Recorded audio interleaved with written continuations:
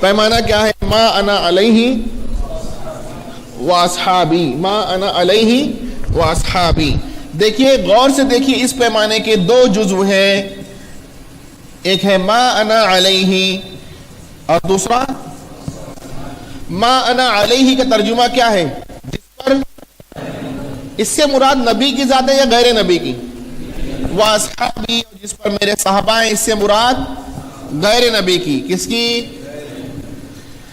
غیر نبی کی بات ماننا تقلیداً ممکن ہے یا غیر مقلد بن کر؟ کسی غیر نبی کی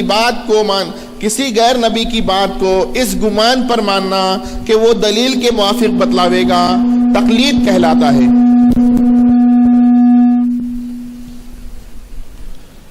کسی غیر نبی کی بات کو اس گمان پر ماننا کہ وہ دلیل کے موافق بتلائے گا تقلید کہلاتا ہے۔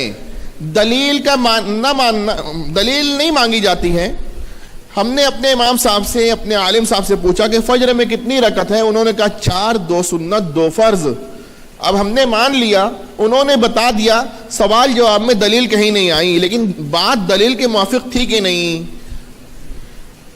تو دلیل کا مطالبہ نہ کرنا کوئی کرتا نہیں نا، یہ شرط نہیں ہے تقلید کی، عرف ہے۔ کیا ہے؟ کہ دلیل نہیں مانگی جاتی۔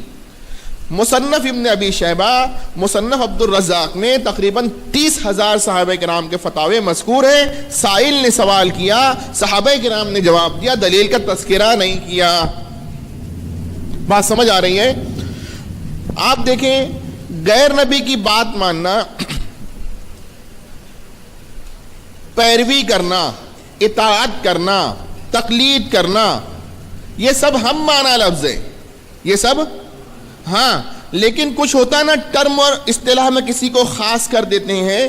جب نبی کی بات بھی مانی جا رہی ہے اور کسی غیر نبی کی سمجھ کا بھی دخل ہو رہا ہے، تو ہم نے کیا کیا؟ ٹرم میں، اصطلاح میں غیر نبی کی بات کو ماننا تقلید کہہ دیا، تاکہ نبی کی ڈائریکٹ اطاعت اور وایا امام اطاعت میں فرق ہو جائے۔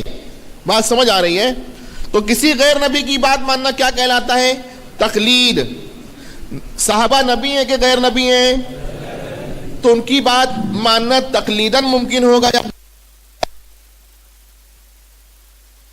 کہہ کر کہ میں نبی کی ہی مانتا، غیر نبی کی ہرگز نہیں مانتا، اس پیمانے کا مصداق ہو جائے گا۔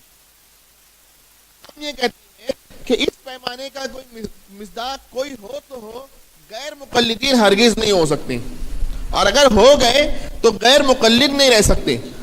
بات سمجھ آ رہی ہے؟ میں انوکھا مرکز تحفظ دین، یہ دین کا ترجمہ ہے، مرکز تحفظ دین۔